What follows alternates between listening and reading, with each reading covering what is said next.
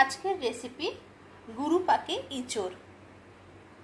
আশা করি সম্পূর্ণ ভিডিওটাতে আমার সঙ্গে থাকবেন। যদি পছন্দ হয় লাইক শেয়ার কমেন্ট করবেন আর আমার চ্যানেলটিকে সাবস্ক্রাইব করে মোমোস কড়াইয়ের সঙ্গে থাকবেন। ইঁচড়ের এই আইটেমটা বানানোর জন্য আমি এখানে বড় বড় করে ইঁচড় নিয়ে নিয়েছি আর নিয়েছি ধনে জিরে গুঁড়ো 1.5 চামচ, টমেটো, কিছু কাজু বাদাম, কিছু চারমগজ, ঘি। চারমগজ আর কাজুটাকে আমি ভিজিয়ে রেখে একটা পেস্ট বানিয়ে নেব আর ইঁচড়টাকে একটু সেদ্ধ করে নেব। এছাড়াও আমি এখানে নিয়েছি একটু বেসন নিয়েছি, লঙ্কা নিয়েছি, আদা নিয়েছি। ইঁচড়টা আমি সেদ্ধ করে নিয়েছি। আর নুন, হলুদ, তেল, চিনি এগুলো তো লাগবেই। আদাটা আমি ক্রাশ করে নেব আর এখানে আমি ওই কাজু, টমেটো, চারমগজের একটা পেস্ট বানিয়ে নিয়েছি। আমি বেসনটা একটু নুন আর হলুদ দিয়ে একটা ভারী ভারী গোলা বানিয়ে নেব। আমার বেসনের গোলাটা একদম হয়ে গেছে। এবার আমি এই ইঁচড়ের টুকরোগুলোকে এই বেসনের গোলায় ডুবিয়ে তেলের মধ্যে ছেড়ে দেব। এইভাবে ইঁচড়গুলোকে হালকাভাবে একটুখানি ভেজে নেব এপিট ওপিট করে। আমি ইঁচড়গুলোকে একদম এভাবে ভেজে নিয়েছি। এখানে একটু আমি আলু সেদ্ধ করে নিয়েছিলাম, তেলে দিয়েছিলাম, এর মধ্যে আমি দিয়ে একইভাবে হালকা করে ভেজে নেব। এই আলু সেদ্ধ দেওয়াটা অপশনাল, আপনারা যদি স্কিপ করতে চান অবশ্যই স্কিপ করতে পারেন। আমি আমার বেসন গোলা যেটা বাকি ছিল সেটাও এর মধ্যে দিয়ে আমি একটু লাল লাল করে ভেজে নিচ্ছি। এবার ওই তেলেই আমি জিরে, তেজপাতা ফোড়ন দিয়ে দিয়েছি।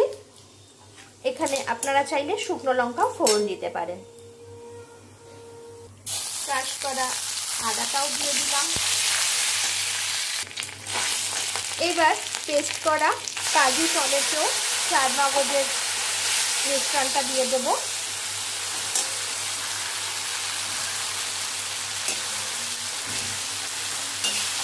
দিয়ে ভালো মতো কষাতে থাকবো।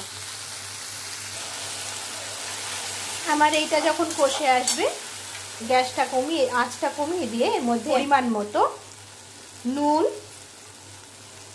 খুব সামান্য একটু হলুদ আর ধনে জিরে গুঁড়ো এইগুলো দিয়ে আবার কষাবো। এর মধ্যে স্বাদটা বাড়ানোর জন্য, আর যেহেতু এটা নিরামিষ তরকারি, সবজির একটা কষ ভাব থাকে টেস্টে, খুব অল্প একটু চিনি দেব। আপনারা চিনি না দিতে চাইলে না দিতে পারেন বা এতে চিনির জায়গায় গুঁড়ো দিতে পারেন। মশলাটা তেলে কষানো হয়ে গেছে। এবার আমি ওটার মধ্যে জল দিয়ে এটা দিয়ে একটু কষাবো। মশলাটাকে ভালো মতো একটু কষিয়ে নেব। আমার এইভাবেও কষানো হয়ে গেছে। এবার আমি এর মধ্যে পরিমাণ মতো জল দেব। যদি গ্রেভিটা আমরা ঘন করতে চাই তাহলে জলের পরিমাণ অল্প দেব, যদি ঝোল ঝোল করতে চাই একটু জলের পরিমাণ বেশি দেব। এভাবে আমি গ্রেভিটাকে জল দিয়ে একটু ফুটতে রেখে দেব। এই সময় আমি এর মধ্যে দিয়ে দেব গরম মশলার গুঁড়ো, কারণ আমি ইঁচড়গুলো দিয়ে আর নাড়াতে পারবো না। ওটা এর মধ্যে গ্রেভিটা হয়ে গেলে ইঁচড়গুলো দিয়ে ঢাকা দিয়ে বন্ধ করে দিতে হবে। গ্রেভিটা যখন আমার এই অবস্থায় ফুটে এসছে, এবার আমি আমার এখানে ভেজে রাখা ইঁচড় আর আলুগুলোকে এর মধ্যে দিয়ে দেব। গ্যাসের ফ্লেমটা কমিয়ে দেব। এবার এগুলোকে আস্তে আস্তে গ্রেভির মধ্যে ভালো মতো যাতে ঢুকে যায়, ডুবে যায়, সেভাবে নাড়িয়ে দেব। খুবই হালকা হাতে করতে হবে, কারণ এখানে আমার ইঁচড়গুলো সেদ্ধ করা, আলুগুলো সেদ্ধ করা, ভাজা, সুতরাং খুবই নরম হয়ে গেছে।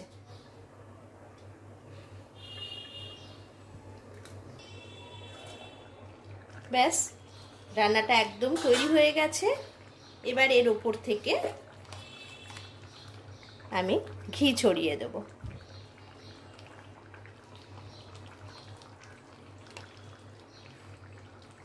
এবার এটাকে চাপা দিয়ে রেখে দেব। আজকে আমার গুরু পাকের এঁচোড় রান্নাটি একদম হয়ে গেছে।